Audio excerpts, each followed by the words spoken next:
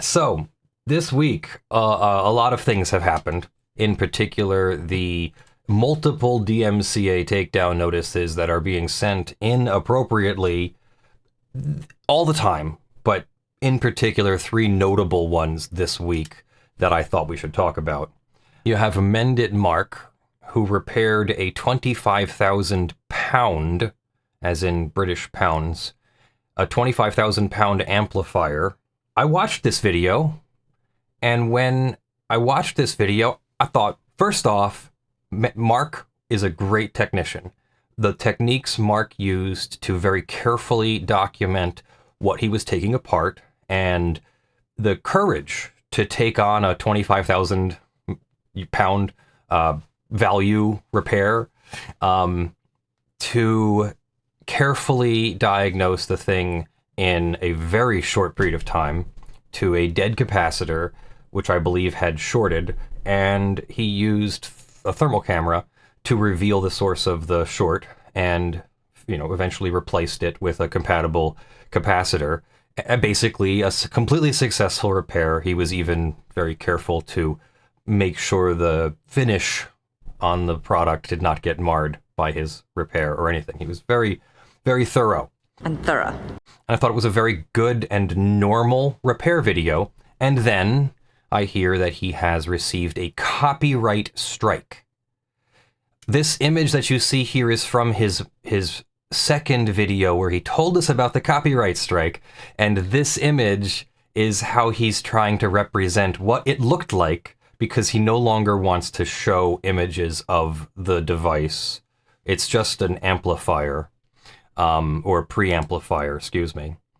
And so there's been a response, of course. Others have reposted, with permission, reposted Mark's video, even though Mark's video is down, in a kind of a dare. Here's iFixit. Louis Rossman also posted the video. I'm a little bit behind. It's busy holiday, so I'll see if I can repost it as well, if Mark will let me. But here is basically what it is. It's Tom Evans' audio design. It's a very simple black box that does a very simple thing. It's a pre-amplifier. It amplifies a very low signal to a slightly less low signal, and it does so with a very clean noise floor, meaning it does so without adding noise, and it adds very little noise. And the way that it adds very little noise and why it costs 25,000 pounds is because it was designed by an audio engineer to do this preamplification using the highest quality components that are matched together, that have their qualities matched together, so that when doing the operations that amplify the signal, it does not introduce noise. But this is not, in my American copyright law opinion, this is not copyrightable in any way. So here's the Tom Evans audio design. It's called the Master Groove. He even shows, I guess, a little bit of the website about what these things are. They make 10 of them a year. They're made by somebody who looks like Tom from MySpace, sitting there in his lab with his test equipment and all that, making these amplifiers. But there's nothing copyright about this. Showing somebody's website when you're introducing the repair, showing the circuit diagram that I believe Mendit Mark made. Not this diagram, I do not believe is made by Tom Evans. This is how thorough Mark was. He made his own diagrams to make sure that he understood how the thing worked and how it had to be repaired. You can see in here there is nothing abnormal about this repair, other than maybe sort of the handmade 25,000 pound machine. The machine goes back together, it works properly, he tests it, it's awesome, great. And of course we're watching here, iFixit reposts it because it got taken down. The video that Mendit Mark posted showed the takedown notice, the YouTube copy of the takedown notice, and a couple things.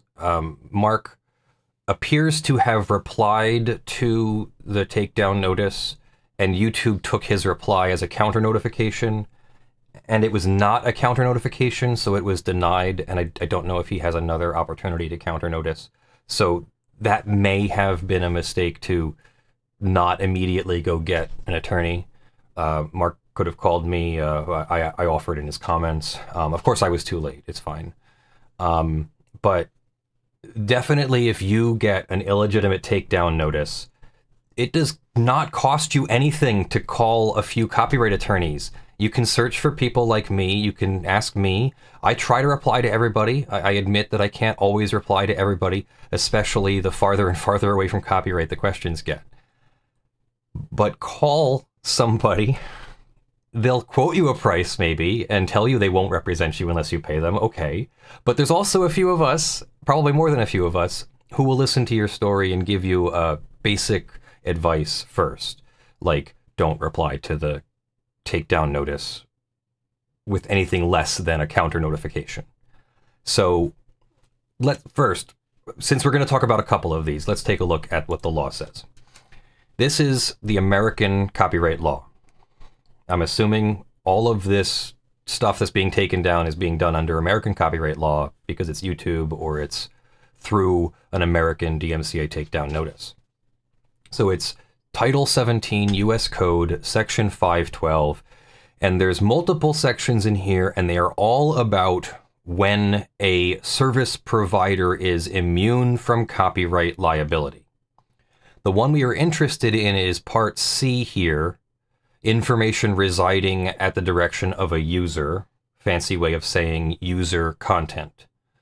A service provider shall not be liable for monetary relief if they do these things. If they don't have actual knowledge of infringing material, if they follow takedown notices when people send them, if they designate a DMCA agent to receive takedown notices. Part 3 here tells us what needs to be in the takedown notice, and the key part is that you must include a statement that you have a good faith belief that the use of the material is not authorized by law, and that you own an exclusive right to that material. Either you are an owner or a licensor of an exclusive right. So an owner obviously has an exclusive right. The other standard for copyright plaintiffs is that they must be a licensor of, or licensee of exclusive rights. This was the Rights Haven case, or Rights Corp, Rights Haven case. So if you send this takedown notice, the service provider is supposed to take the material down, or else they lose their immunity. They lose this shield that they have from further prosecution.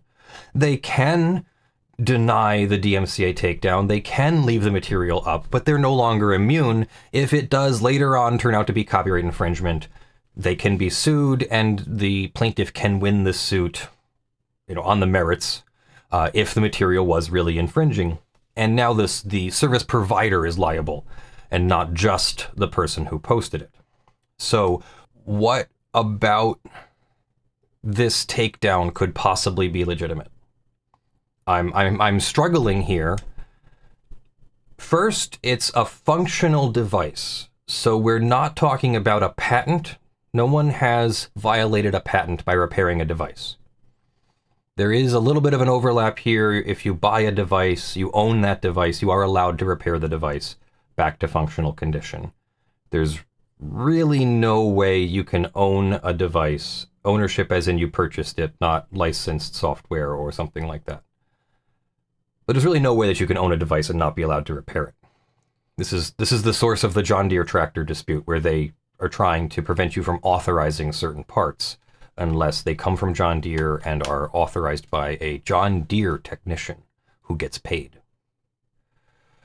So I don't see anything that could possibly be legitimate about a takedown of a repair video, at least this kind of repair video. It does not appear that Mark is selling plans to make a competing device in violation of something. He did not copy their plans. They did not provide plans for sale, and he copied them and selling them. Not that. The device is not patented as far as I know, because I'm not sure that you can patent a simple amplification circuit. there would be a ton of prior art. This thing would have existed for years.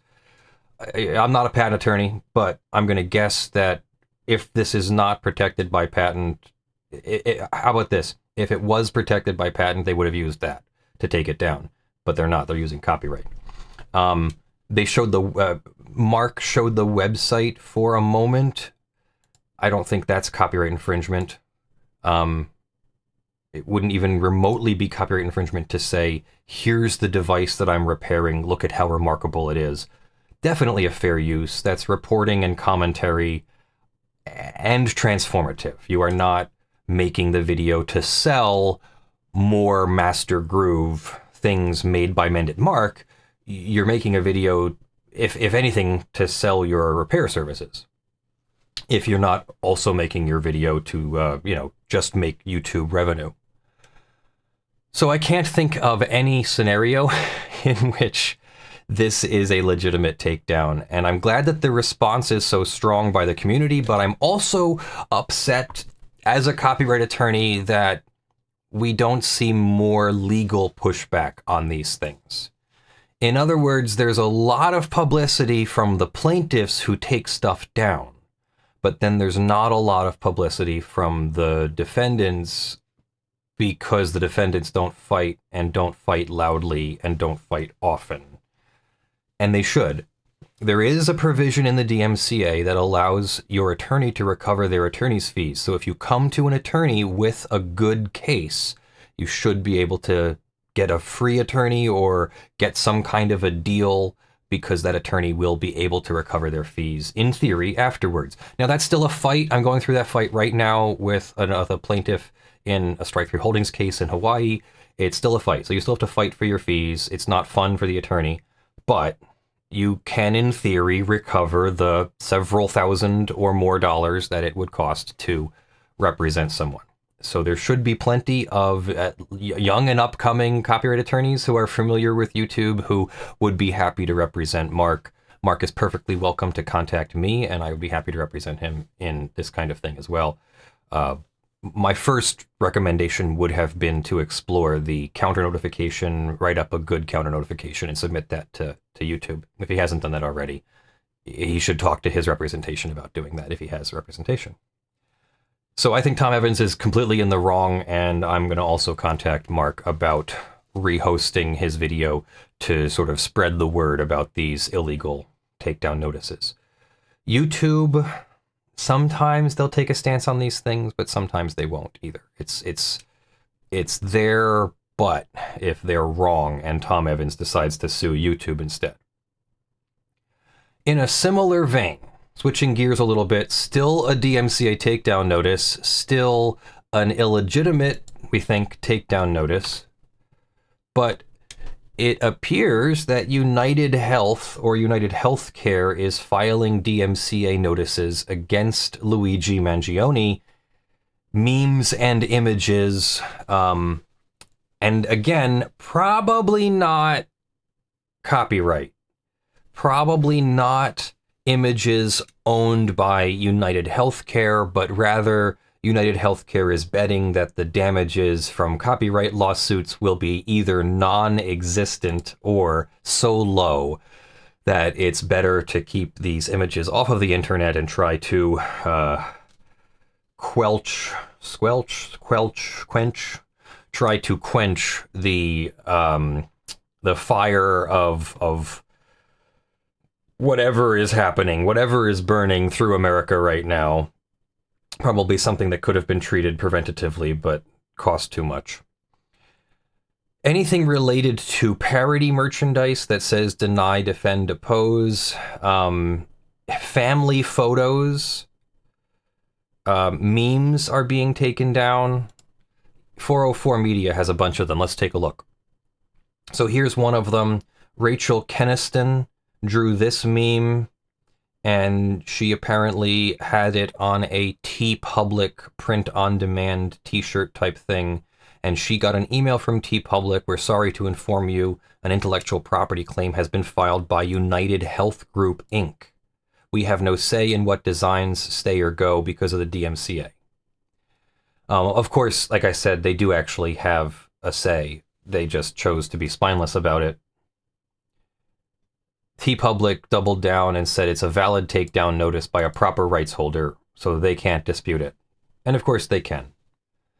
And of course the defendant or the recipient can send a counter notice, but that's also up to... I bet you TeePublic suddenly has discretion to obey or not obey the counter notice when they send a counter notice. So yeah, here's the Rachel Keniston, sorry to inform you, DMCA takedown notice. So this image here is not the takedown notice. This is what TeePublic sends you when they receive a takedown notice.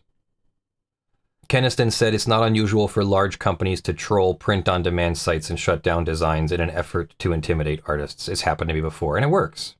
Well, Rachel, if you'd like to talk about representation, I'd be happy to talk to you about that. Because this is not right. This is not the way you use copyright. More of them. DenyDefendDepose.com, a Medium article, a bunch of t-shirts, all DMCA takedown notices that are in the Lumen database as being received from, it doesn't say who. Here's one, it's interesting.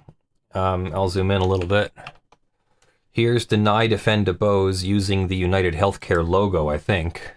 Yeah, so that's the logo in the upper left. It's sort of vertical, and then I guess for this, they've turned it on its side, so it makes 3 Ds, Deny, Defend, Depose. And if you're not aware, Deny, Defend, Depose was the title of a book that an author, I forget who, I'll put it up on the screen in the edit, released criticizing the industry and exposing this practice of denying the claims, defending the claims, deposing the claimant, making it more difficult, basically raising the barrier to entry for getting your insurance to pay out.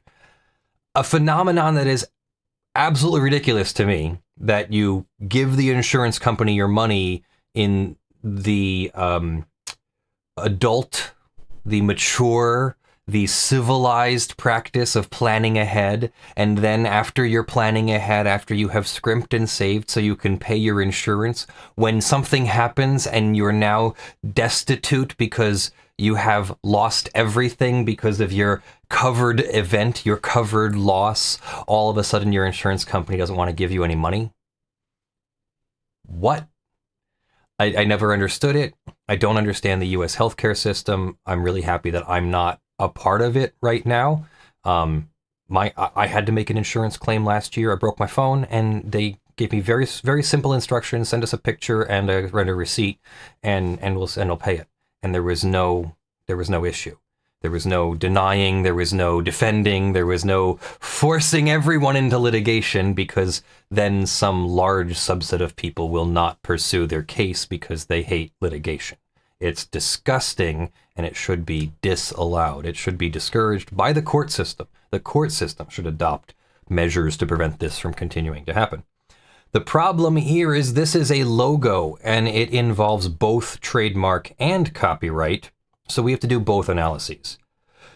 Would this be a copyright infringement to use the United Healthcare logo and make something else out of it that is commenting or criticizing United Healthcare? No, that is a fair use. It is not an infringement. That is a fair use. You are allowed to do that. That would be easily called parody or satire or criticism or commentary. It is definitely transformative. The original logo's purpose was to serve as a logo, the branding of a company, and the new logos, or the use's purpose, and the use's purpose is to mock that company for what they've done. They have denied and defended and deposed to the point that now they've driven somebody to murder their CEO. Obviously I'm reaching a little bit. We don't quite know Mr. Mangione's motives. We may never know them because he has a Fifth Amendment right not to speak against himself. So we may never know if that was really his motive or not. But I'm going to go with Occam's razor or res ipsa loquitur. The thing speaks for itself. The guy was denied health care, and he then went and murdered, or is accused of murdering, the CEO of the healthcare company. I'm not even sure if it was his healthcare company, but it's the one that denies everybody more than 30% of the time. So this is criticism or commentary or otherwise a fair use of the copyright in the logo. And then there's also the trademark in the logo. This is the branding of a company used to represent the goods or services being sold in commerce. So long as you use the logo in commerce, it's yours. So yes, they own the logo, and no one else can use the logo in commerce to sell the same product, the same category of product. This is not the same category of product. The United Healthcare logo isn't being used to sell healthcare. It's being used as the sort of the billboard image, the front image on a t-shirt or sticker or magnet or something, which we have seen before, does not automatically mean that that's the trademark. No, if you put an image on a t-shirt, that's a copyright, not a trademark. The image, the logo on the tag and the company name, that's the trademark. So there's ways to do this. You could probably make it your brand and make it a trademark, but this isn't trademark because they're not selling United Healthcare. They're not even selling t-shirts under the brand Deny, Defend, Oppose. They're selling t-shirts that have the image Deny, Defend, Oppose on them. This is not copyright. This is not trademark. If it is trademark, it's trademark fair use. In my opinion.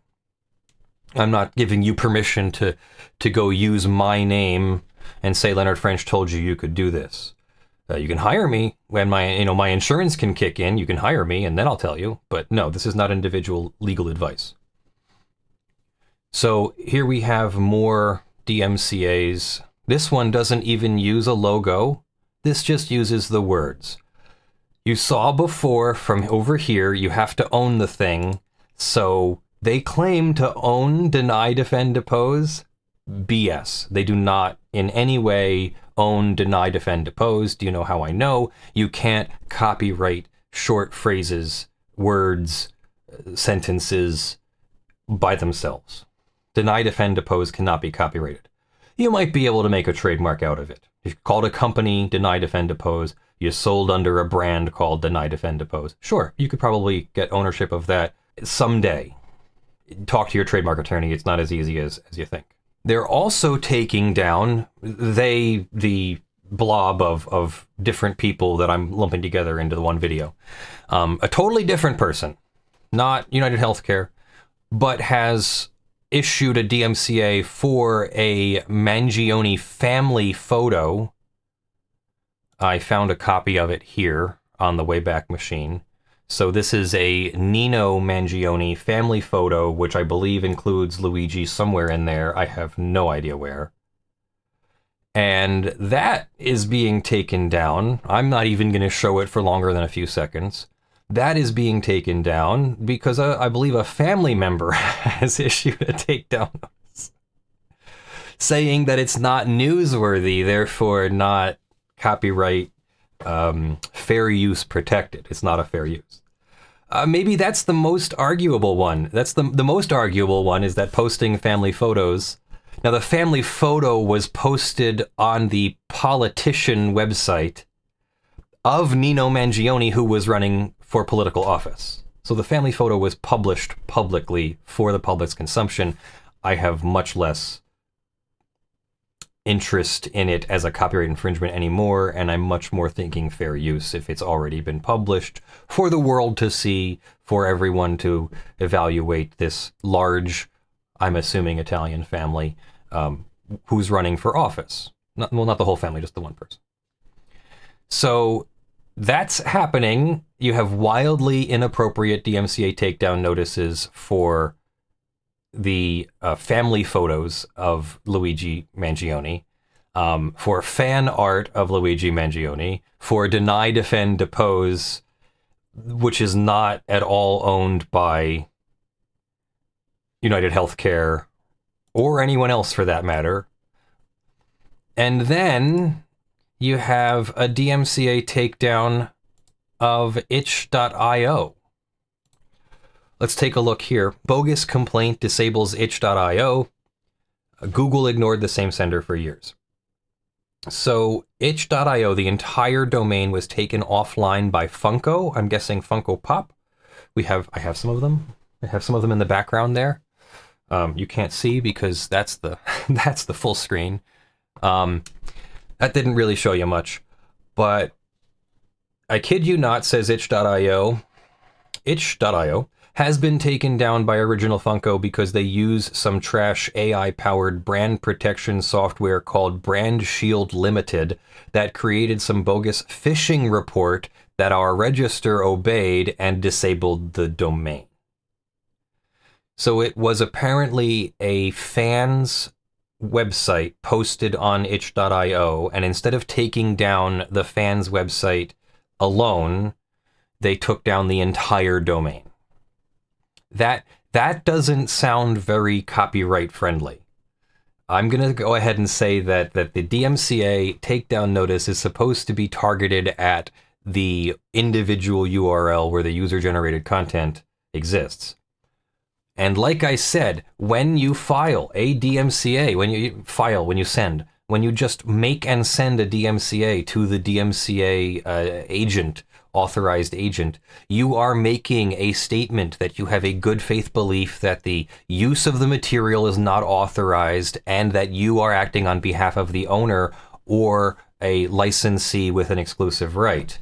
So they're claiming ownership of the itch.io domain when they do that, or the itch.io website.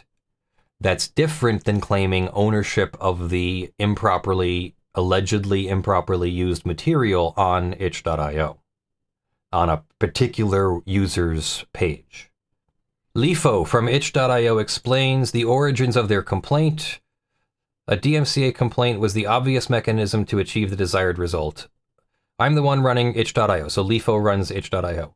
From what I can tell, some kid made a fan page for an existing Funko Pop video game, Funko Fusion, with links to the official site and screenshots of the game. So official site and official screenshots, not copyright infringement.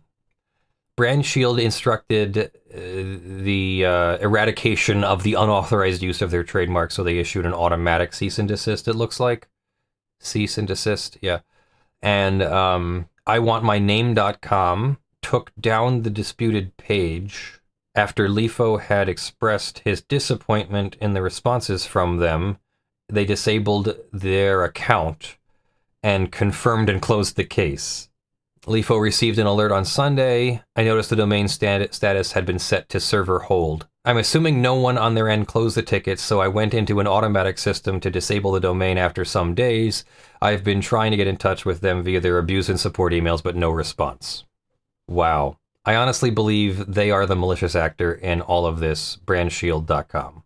This is the state of the DMCA takedown system in 2024, and frankly, this has always been the state of the DMCA notice takedown system. It's been in place for almost 30 years now, and basically everyone has figured out that if you are a copyright holder, or not even a copyright holder, if you're in a position to need to attack some copyright holder's YouTube video or social media post or whatever, so long as the target is small enough and the platform won't notice at a significant level, plaintiffs have noticed, or copyright owners, or I don't know, DMCA takedown senders have noticed that there's very little chance of repercussions from sending a bogus DMCA takedown notice. Even those that have sent illegal DMCA takedown notices, like you remember Alex from all those years ago,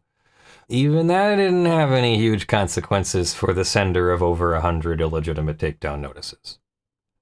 So what consequences is United Healthcare going to suffer? What consequences is Tom Evans Audio Design going to suffer? What consequences are Brand Shield going to suffer from sending a few illegitimate takedown notices? If anything, it will get the word out that they're aggressive with their DMCA takedowns, and either the infringement will reduce or Other companies will want to hire the aggressive DMCA takedown senders like Brand Shield, etc. YouTube does nothing to blow back against Tom Evans for sending an illegitimate takedown. The most Mendit Mark can do is send a counter notice and hope that YouTube observes it. Kind of like in the United Healthcare case where Rachel's provider said they couldn't do anything. Yes, they can. They can observe the DMCA counter notice. Here, I don't think we went over it. If you send a counter notice, I'll bring it up here. Upon receipt of a counter notification described here in paragraph 3, which just needs a signature, identification of the material, a statement under penalty of perjury that the material was removed incorrectly, and contact information, that's all you need. Then you send it under this part G here, and the service provider is supposed to restore access to the removed material, which you'll find very much like they said in the United Healthcare case, that the provider suddenly has discretion to obey those counter notifications when they claim not to have discretion in the first instance to obey the DMCA. They had discretion in both cases. They just listened to the DMCA takedown and not the counter notification. So that's the state of DMCA abuse in 2024. And you should be outraged. We should be able to get the American Congress to put in place some way to defend receivers of illegitimate takedown notices without it being a huge pain in the ass for the defense attorneys.